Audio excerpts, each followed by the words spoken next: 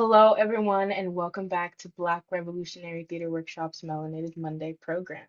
As always, my name is Bianca, and I will be your MC for tonight. For February's show, we have three pieces written by BRTW's community members and a special community conversation. Before we jump into programming, I want to take some time to tell you who we are and what we're doing this month, starting with our mission statement. BRTW exists to disrupt any and all oppressive systems that marginalize Black people, using narrative and performance as a methodology to recenter Black people and experiences. With economic, social, educational, healthcare, housing, and political injustice facing our community, BRTW aims to tackle the issues that impact us while becoming a beacon of Black opportunity within the arts.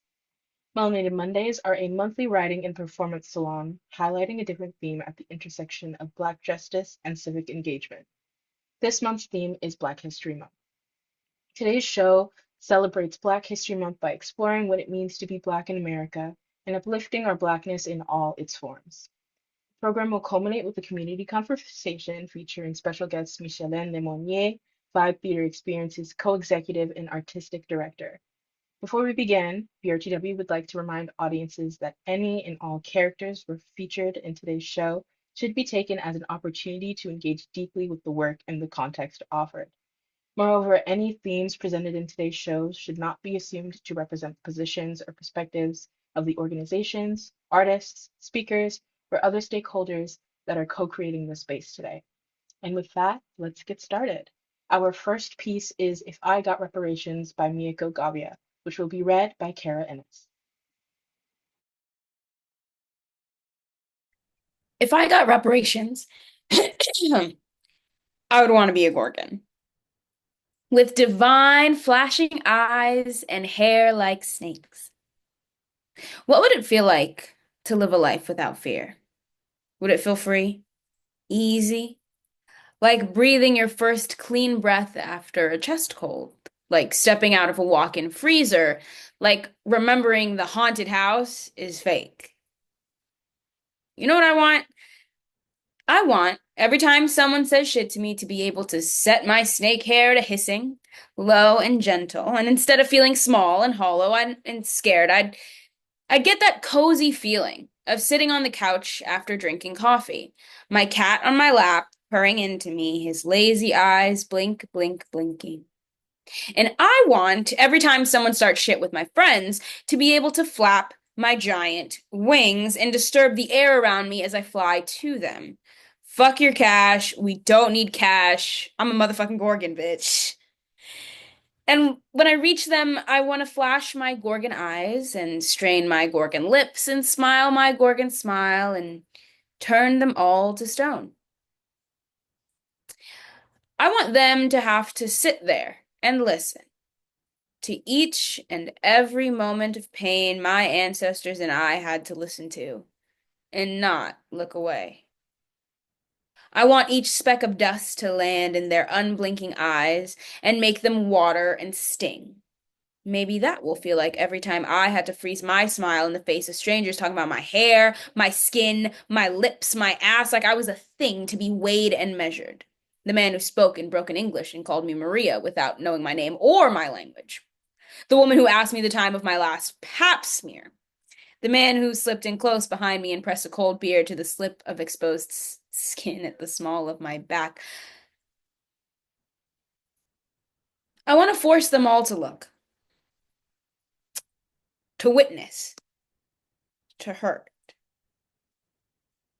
Then, and only then, can the real work begin. Thank you so much, Kara.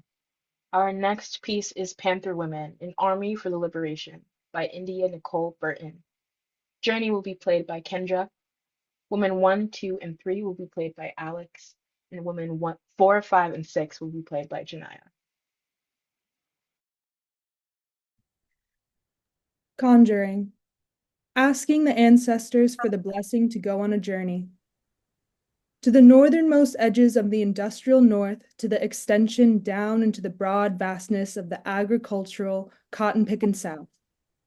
The spirits of my soul sisters, The The ancestors. ancestors tug at the nerve endings of my shoulders.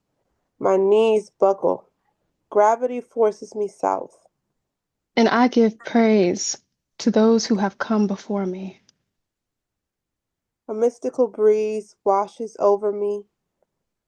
I am baptized, possessed, emancipated, Emancipated, uncaged. uncaged, They, the the panther women, Panther women, are now in me. all of them. A panther woman is any one of those melanated sisters Who have bartered their hearts in exchange for stained, shattered mirrors, where their reflections were no longer visible. And smeared across the glass. blood. A Panther woman is me.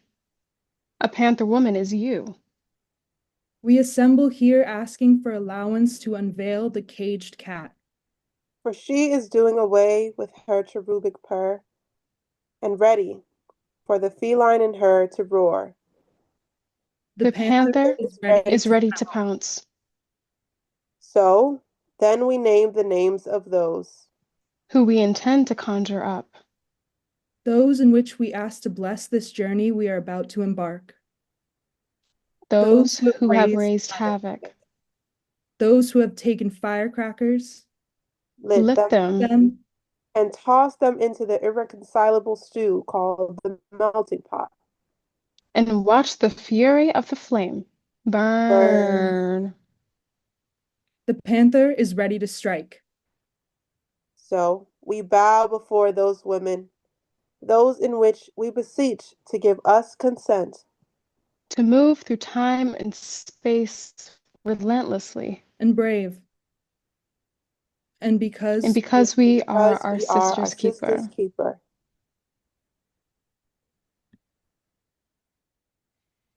Thank y'all so much.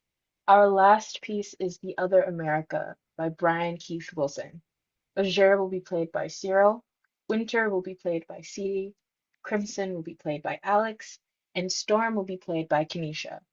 Content warnings include strong language, brief mention of rape, misogyny, and depictions of the enslavement of Black people.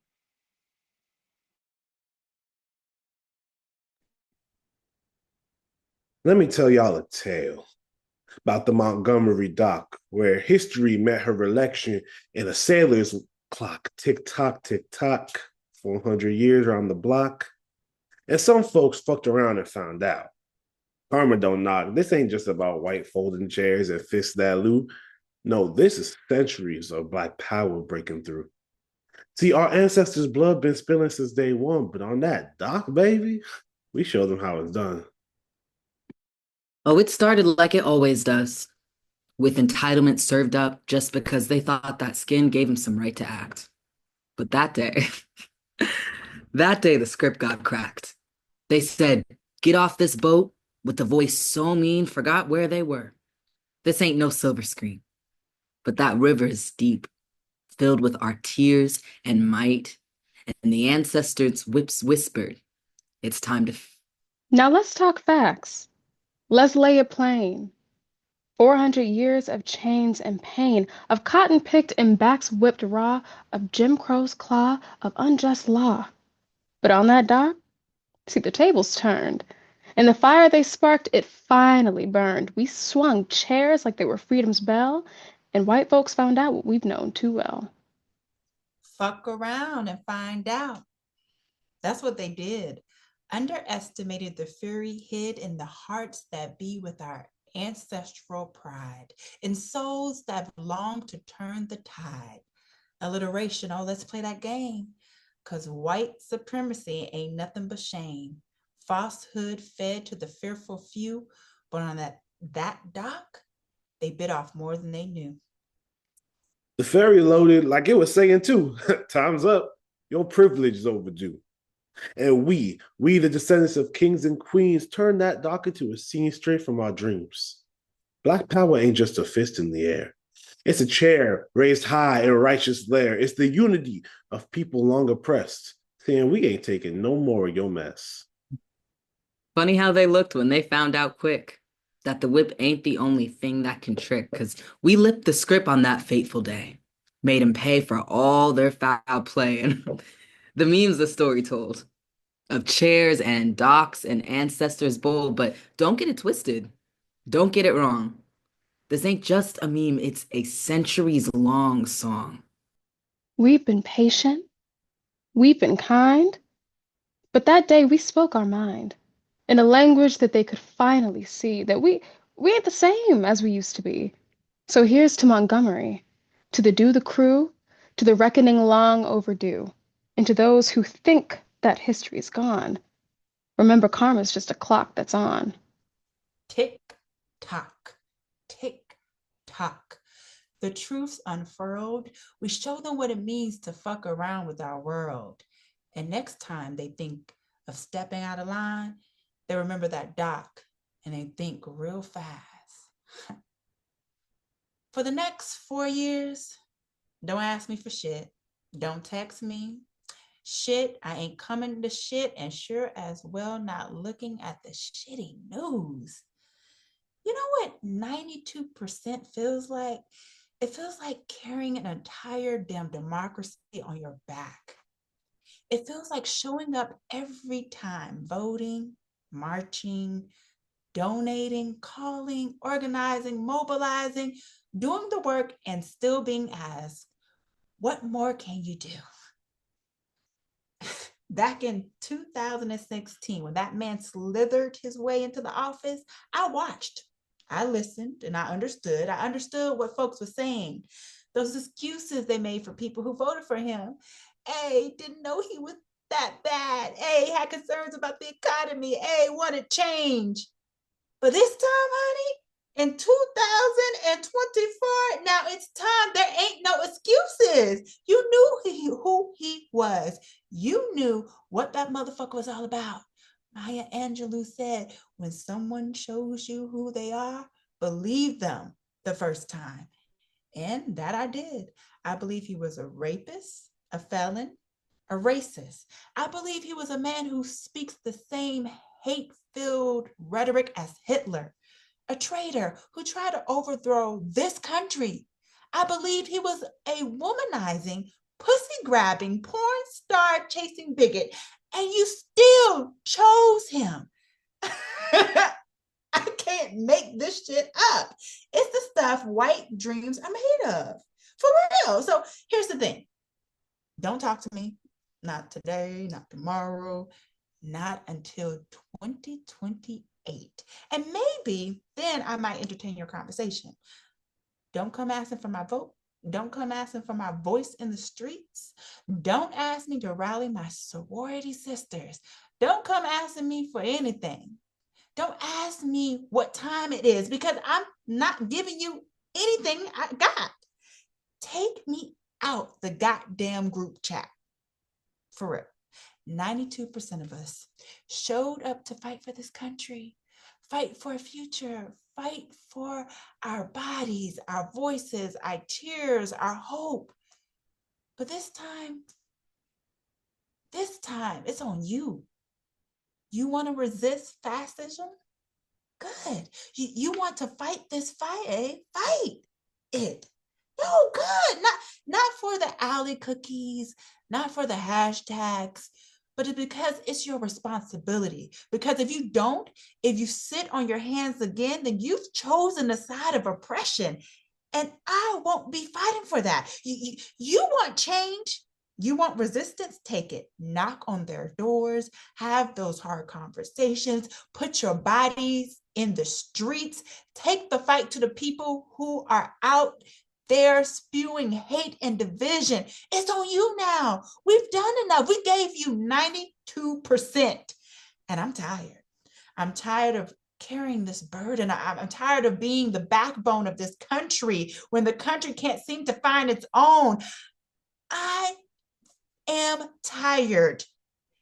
I truly died in 2024. So from now on, you figure it out.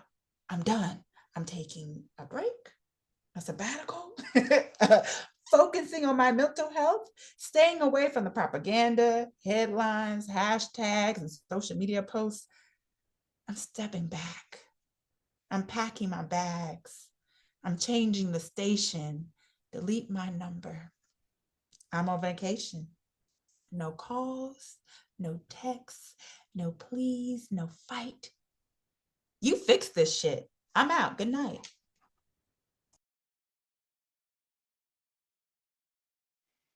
Thank you all so much, and thank you to my lovely actors. We're going to take a brief break and then come back with our community conversation. Hello, everyone. We are back from our short break, and I am joined by Mimi today. So Michelaine Marie Lemonnier is a Black, multi-hyphenated creative born and raised in Brooklyn, New York, and is truly grateful to be running Vibe Theater Experience, an arts organization that has helped her grow as an artist. Her literary work has been published in literary magazines such as Brown Sugar Lit and Rewrite the Stars, and she has performed on amazing stages like the Here Theater in 2012 through 2014, the Women's Center Stages Festival in 2013, and the Mark O'Donnell Theater in 2018 through 2020. In 2014 and 2018, Mimi entered with Five and has grown to be the operations assistant, programs manager, operations director, and now one of the co-executive directors and an alum of Vibe Theater Experience, or Vibe for short, alongside her colleagues and sister friend, Beryl Brianne Ford. Shout out, Beryl. Michelin is proud to be a young leader under the age of 30 who inspires and nurtures Black empowerment, creativity, wellness, and community building through fostering collaborations, creating foundations of resources, and providing pathways for artists to fully own their creativity. And snaps to that, because facts. Mimi, do you want to add anything to the bio or anything to introduce yourself to those watching today? No, I think that was quite the mouthful. I am deeply appreciative to be here and to be among other amazing artists as well. It's so wonderful to have you. Let's get started with our community conversation. My first question is just, can you tell us a little bit about Vibe and the programs that Vibe offers? And then a follow-up question would be, what sort of impacts has Vibe had on the Brooklyn and Greater New York theater community, particularly with its partnership with the Flea Theater? And for those who don't know, Vibe Theater Experience is based in New York and is one of the Flea's resident companies for its 2025, 2026 and 2027 seasons. Period. Yes, I would love to talk more about it. So Vibe Theater Experience is a nonprofit arts organization, and we're based in Brooklyn, New York, as Bianca said. We serve BIPOC, femmes, and gender expansive youth of color ages 13 to 26 nationally, thanks to our hybrid model of in-person and virtual. We provide an uncensored space for them to create multimedia productions and full-length albums based on their lived experiences. Mm, So Vibe offers about 10 to 11 programs that provide a range of free theater and music arts education, academic and wellness support services, youth leadership, and workforce development opportunities.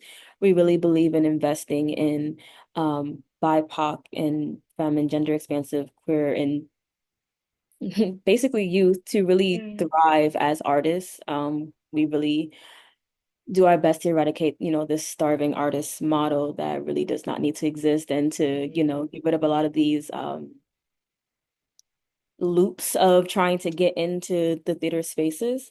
Mm, So the organization's cornerstone program, Vibe Stages, which started everything, provides the foundational curriculum of most of our programs. So by creating a collaborative performance experience in which femme and gender expansive artists work with professional theater directors to write and perform originally written and produced shows, is how we build community. Um, so over the past 20 plus years, we've partnered with various theater companies and nonprofits to serve hundreds of young artists, produced over 200 productions and songs around mm, NYC, and helped to create pathways for youth to lead in the theater and nonprofit field. So I think that's one of the biggest impacts we've had as an organization. And that has led to what we currently now have is a whole staff of, BIPOC femmes who are under the age of 30. That's wow. basically most of our staff members. And we're very proud to current to be continuing that tradition of making sure that we're providing professional development and investing in youth. When it comes to the fleet, we've had the pleasure in 2022 of premiering our very first Vibe Collab show, which is now our artistic residency for the Wow. organization. It was called Hmm. Shadows. And then after that in 2024, actually, wow, time is so weird.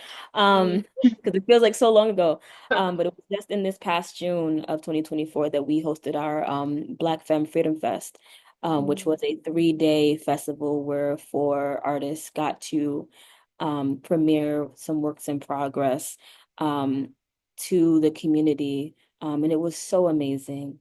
Wow.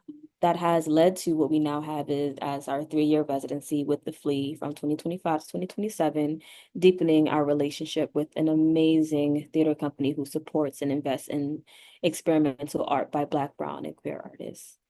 And now we are currently in the process of premiering our Vibe Company show, Vibe Company being our pre-professional group of young artists who are collectively producing a polling show 18th of this year. And so happy to see some Vibe Company members actually in this space.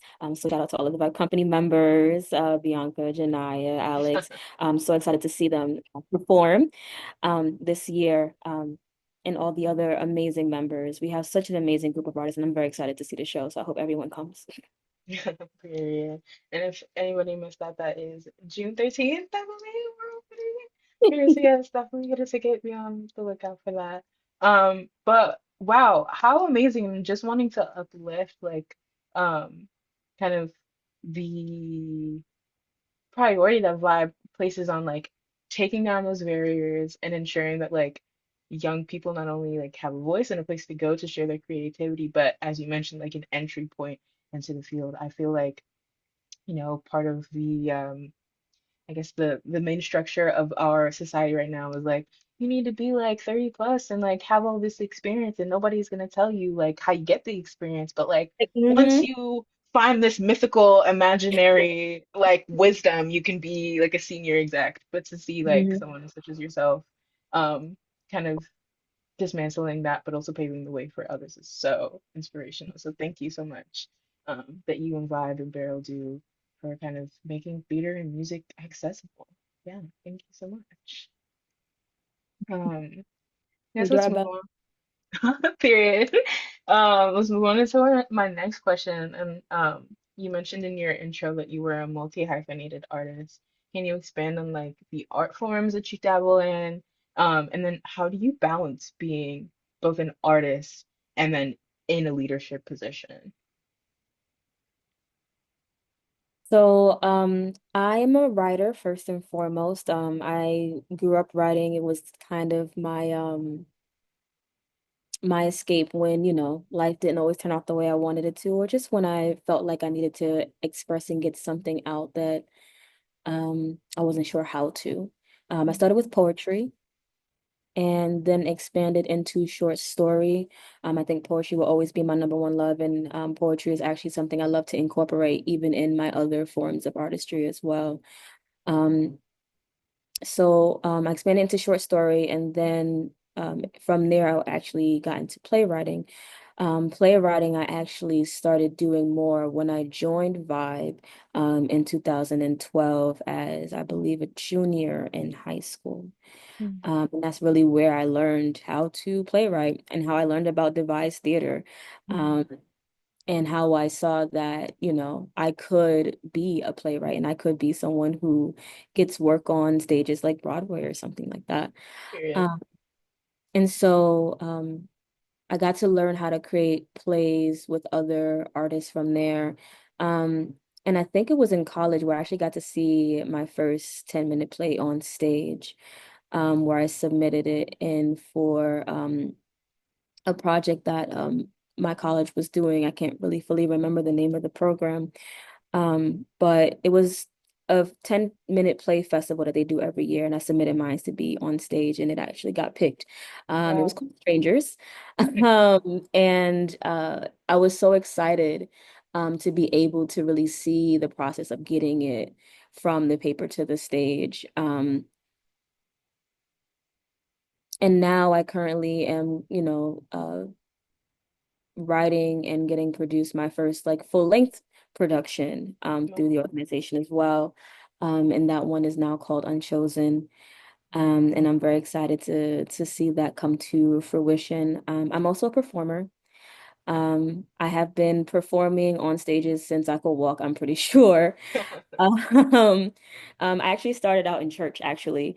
As I'm sure a lot of um Black artists and BIPOC artists can relate to. Started on the choir, on the praise period. team. And being on the other side of, writing the play has been well, actually, I think I started out on the other side. So being on the back end, I love being able to see both sides of the process. I Mm, think multi-hyphenated artists need to be given all the roses of being able to be amen. on either side of the process because it is a process, y'all. It Mm, is a huge process. Um, but yeah, I think dance is another one of my loves that I haven't really gotten to get into. As much. And I think it kind of leads into that next question of how do I balance, being an artist and being in a leadership position. And if I'm gonna be quite honest, sometimes I haven't really been balancing them both. mm, Um, Being in a leadership position, especially in the field that this is in, especially being a Black woman leading an organization that is helping other um, marginalized youth sometimes takes up a lot of time, and I'm sure everyone is aware of, what's going on in the world and how it's really affecting these communities. It can take up a lot of not just time but capacity. mm, So actually I'm just getting back into the artistry part of it because I think that's also an important part of being a full person, is being able to take your time back, and to mm, take what is happening and being able to express it in a way that is conducive to like your well-being.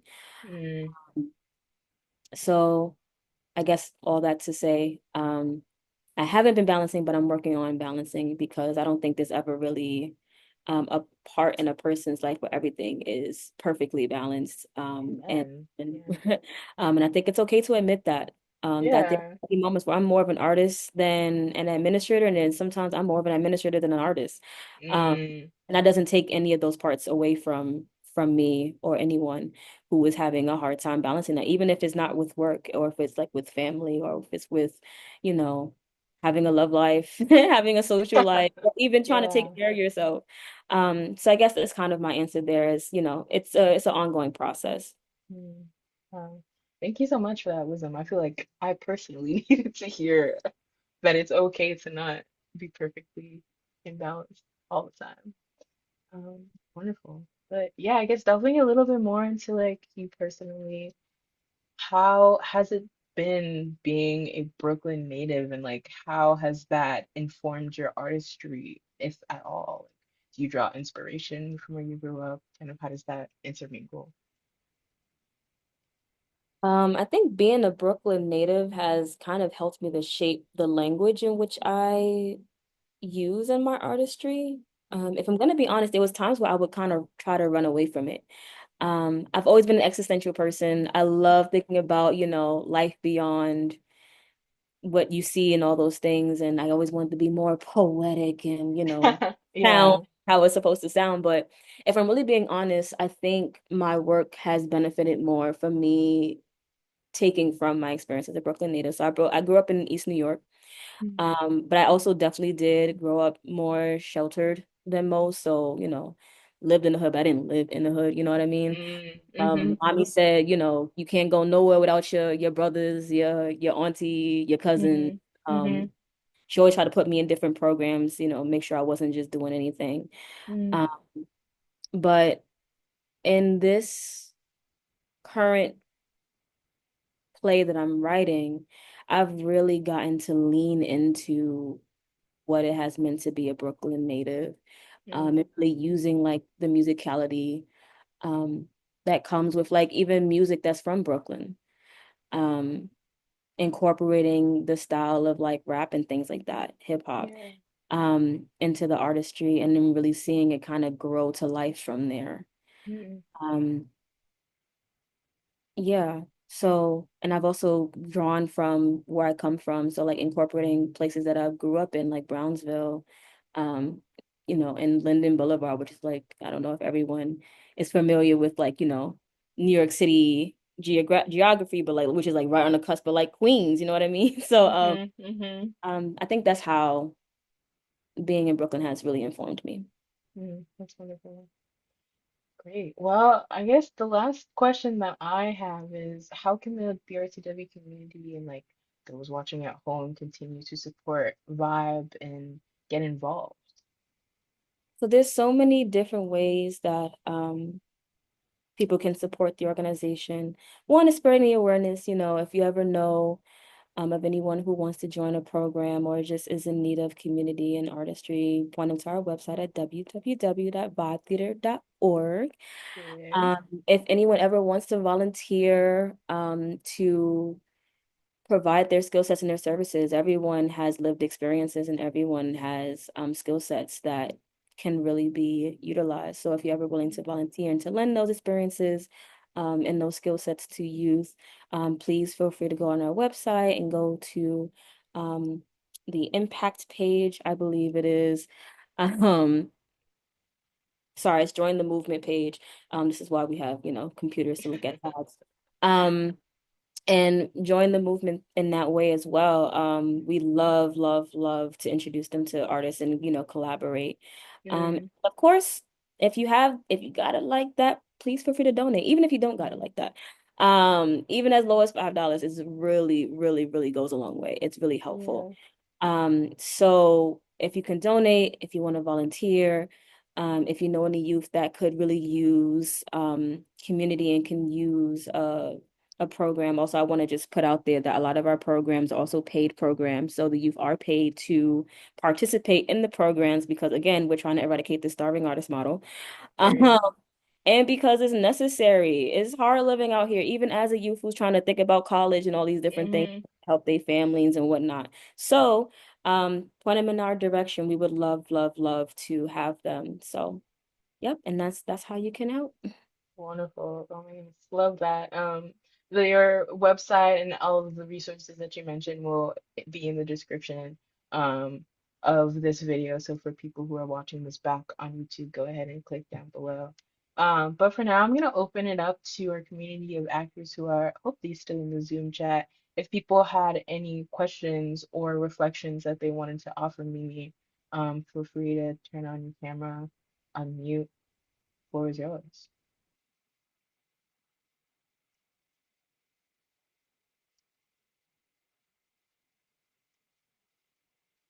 I'll jump in. Next question. Hi, thanks so much. I was interested in what you were talking about when you mentioned growing up in Brooklyn and just kind of that entire how that has shaped who you are as an artist and knowing for me as someone who didn't grow up in New York but now lives in Brooklyn, I'm wondering now that your artistry continues in Brooklyn, you rehearse in Brooklyn, artists are coming from all over. How is I guess the climate of how Brooklyn has changed and how things are different and people coming in and people kind of changing how it used to be. How does that change um, the work you do if it does at all? How do you kind of stay true to what you know and how you grew up amidst the like changing climate? Oh, that is such a great question. It definitely does have an impact on the work. I remember growing up next to the Linden Multiplex movie theater, which is now closed and is now being rebuilt as something else. I'm sure it's like a mall or something like that. I remember walking down, which was technically from Brooklyn to Queens, um, by only a few blocks to a clinic just to get my checkups and stuff, which is now no longer there, and I think is a part of the new Gateway Mall that has expanded. There's so many different laments of the changes that happen with Brooklyn, from gentrification to corporations buying up what um used to be, community centers and homes and things like that. Um, it kind of makes the work more urgent, um, in a way. There's this literary, well, actually, Brown Sugar Lit, is a literary magazine, and they actually have open submissions to something and to a new magazine, and the theme this time around is called Echoes. Um, and what they mean by echoes is kind of like I think one of my favorite lines is the past and the present being woven together, and shared. And I think that kind of speaks to how I feel about Brooklyn changing a lot. And I think that also is incorporated in the work that I now do and what I want to say inside of my writing as well. Because what it feels like is it's haunting. Um, to walk around in places that I used to, cherish growing up, or at least now cherish because when you're growing up, you don't think it's going to be gone. So I think that's kind of how it impacts my writing now. I don't know if that answered your question or made sense, but of No, it does. Thanks so much. course. Thank you for that question. Yeah, I think we have time for one more if anybody has another question, or reflection that they want to offer.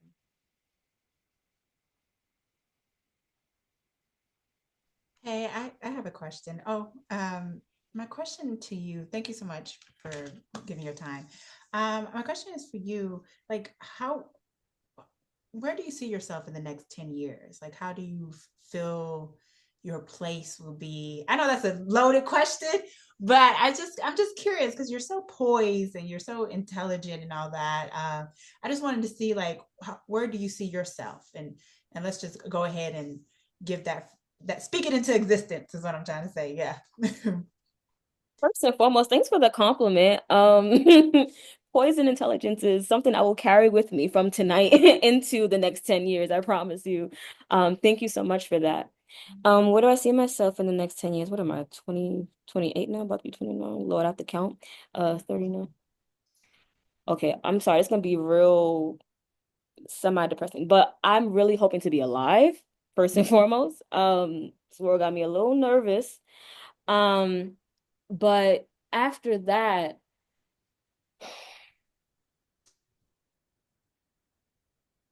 I really see myself giving myself more of myself, if that makes any sense.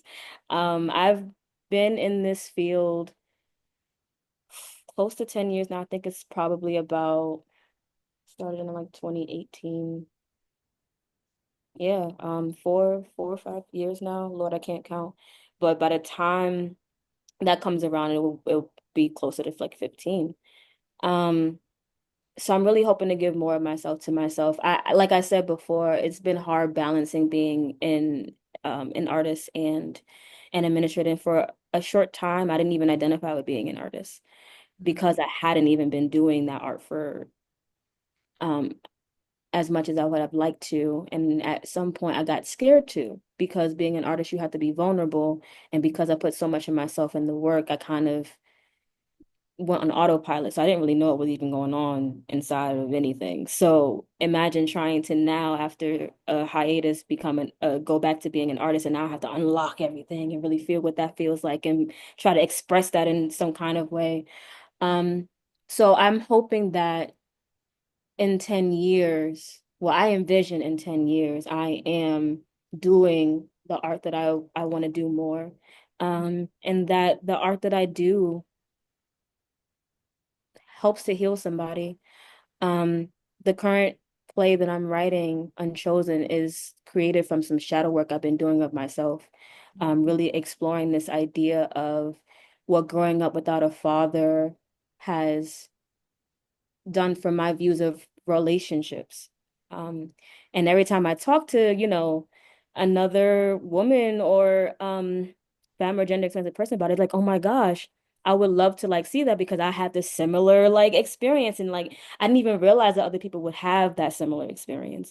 I mean, it seems like something that seems like a duh, of course somebody does, but when it's your artwork and you've just been doing it as like a reflection of yourself, you don't really always see that in other people. So I'm hoping that the work I do does heal someone else. And I know that was really long-winded, but I No, it guess was great. It was great. okay, perfect. Thank you. Thank you. I think we had someone with one more question. If I saw that.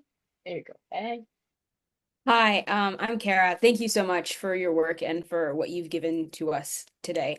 Um, my question was actually about kind of how you started-ish. I write occasionally, poetry occasionally, and I have a really hard time with um being comfortable because I write about myself. So there is that aspect of vulnerability there. And so I struggle a lot with being comfortable submitting my work to Mm. like lit mags and stuff. Because it's so vulnerable, and then once I put it out there, I can't change it, I can't adjust it, I can't edit it. So I was wondering how you dealt with that when you first started out, and also how you deal with that now. Ooh, ooh. Okay. So getting started. Sorry, I have ADHD, so I have like three different thoughts here, and I'm gonna try to pin them down. The first initial thought is getting started is really literally just getting started. And I don't mean to say that as like it's easy, just get started. I mean like you have to make a decision and have a strong will to get started and then really do it. I know like a lot of people read like self-help books and stuff like that, and I kind of love them too. But at some point it becomes less about how do you do something and like when are you going to start doing it, because who said you can't change it after you submit it? If there's a chance that in the future you might relook at that and you might want to change it up and then do something else with that change up. Like there is a time where when you submit it, that's just like kind of like a snapshot in time, but it's not forever. Like you can always change your words and change it into something else. Like I've changed that play from a song actually and put it into a play. There were times where I submitted a poem and then I didn't like it anymore. So I redid it and then I submitted it somewhere else as something different because that's how I felt then. It's not how I feel now. And a part of that is also about the discipline of it. If you really want to like do something, you have to set the time aside. So like there's some things that I like doing where if I feel like I didn't have the time of day to get any writing done, I would just try to write one sentence a day. And then once I got to writing that sentence a day, I tried to write like a paragraph a day or a stanza a day or 5 minutes even. So if that's where you have to get started, then that's how you have to get started. Some of it is also just you kind of being a roadblock for you. So like that's really what I mean by having the strong will and deciding that you really want to do something is just really doing it. And this is so cliched, but it's so true. Be scared and do it anyway. Like you're gonna be vulnerable no matter what you do, no matter where the snapshot is in that lifetime or that life period, no matter what you decide to do with it in the future, like that artwork, because art is always evolving and growing. So you really have to sit in that vulnerability, acknowledge that it's vulnerable. And with not tears and everything, just press that submit button, honestly and truly. I'm like, oh my gosh, I can't stand it. I don't even like it anymore. Because I've submitted things and I'm like, dag, I really didn't like that line anymore. But I look back on it and so many other people are just like, oh my gosh, I love that line because I'm probably being more critical about it than me. Um, Now, was that the first one or the second one? I think I just smashed up the first thought and the second thought together, but I hope it still made sense. Um, and then the third part was, Lord, do you mind repeating the question one more time? No, I'm you're good. I have ADHD too. Um, no, it was like how do you deal with that vulnerability and that comfortability with sharing your vulnerability then versus now? My process is probably kind of the same. I cry and I press the send button if I'm really gonna be honest. I'm a big crier. I don't know if anybody else does astrology, but Cancer sun here. I cry all the time. Um, and then on top of that, Aquarius rising, so my head is always in the clouds or something. Virgo moon, so I'm a perfectionist and it's really hard. So I never like it after I do it. Um, but yeah, I think it's really just I lean on I lean on my want to do it, to be honest. If I really want to be the writer that I really picture being, I have to set the time aside to do it, even when I don't want to. Sorry, even when I don't feel like it, I think is the better phrasing for that. Because what I really want is to have my work out there, is to make an impact in some way, um, and to do it all the time. But sometimes I don't have the mental energy, I don't have the emotional capacity. Sometimes I'm physically exhausted, but I still have to set that time aside to just at least write one line, one page, one word, do one challenge. Um, and that's really what's gonna like get me through to the other side of it. I kind of apply it to reading as well. Because I love books. Oh my God, I love books. Um, but yeah, you have to really decide you want to do it and then take a little bit of time every day and then do it, even when you're crying, even when you hate it, even when it's not the most ideal that you want it to be, because what is ideal and what is perfect. So I think that's the answer to my question. I hope it answers your question. It does. Thank you. Um, just want to echo the crying as a fellow Cancer son. Um, we actually have time for one more question if anybody has any lingering, burning thoughts that they want to share. I am really honored that people had questions.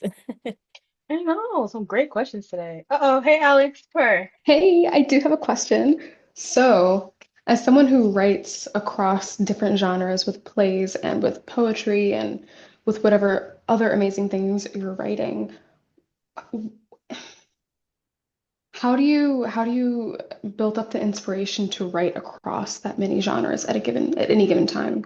Because I struggle with that a lot. Ooh, I love that question. And my answer is I consume all of those things.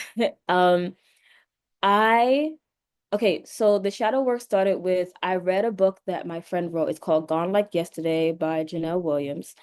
There was a line where a character was told that their parent did not choose them. And Lord, did it hit a spot I didn't know was a spot to hit. And the next day I was going through that R&B moment of like you look out the window, you cry, or like you lay in bed and you stare up at the yeah. So at the same time, I was listening to new R&B songs, and I had found Mean, Endless No Mores. I had to, like, it basically felt like a calling. I had to write something. I had to write it. I felt like if I didn't, I would implode, I would break, I don't know. So listening to that song, I also had to learn to dissect the song in order to write a song. So Unchosen started as a song. Um, and then I was reading Parable of the Sower by Octavia Butler. And the passage, God is change, hit something again where I felt like, mm, okay. So I had to write a play from that. And I didn't know really how to start it though. So I used the song. And from that song, I got the play. And actually, spoiler alert, that play is actually going to become like a book series.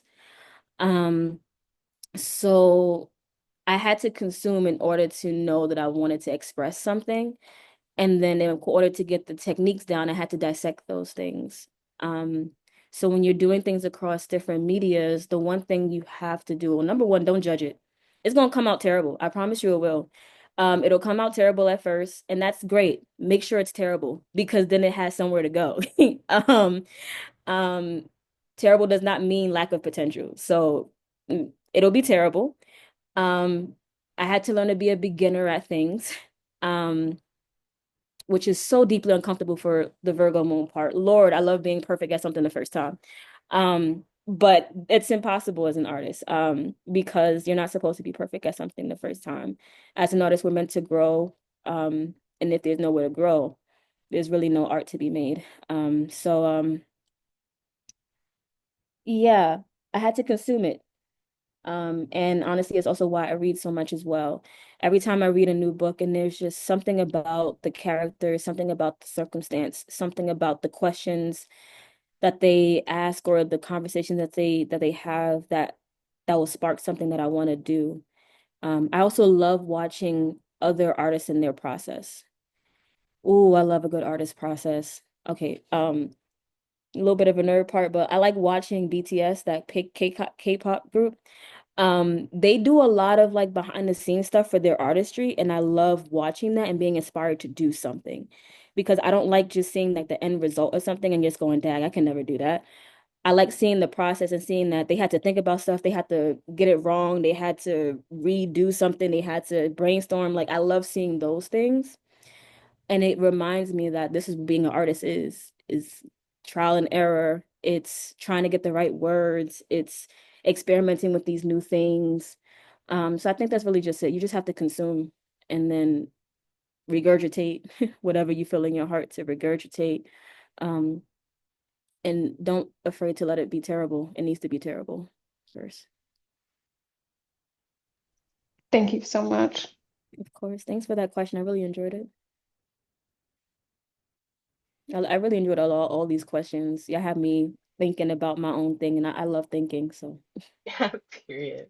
No, yeah, I also just echoing that there were so many wonderful questions today. I feel so bad for having to cut it, but unfortunately that is all the time that we have for today. Mimi, I just want to extend another thank you so much. You are so gracious and open, especially today. And it's truly a privilege to be in community with you, to continue to be in community with you. And to continue to be in community with everybody who's like on this Zoom and all the actors today, y'all are oh so talented. And I'm very excited for this new year of Melanated Mondays. I hope everybody has a wonderful night, and we'll see you in the next one.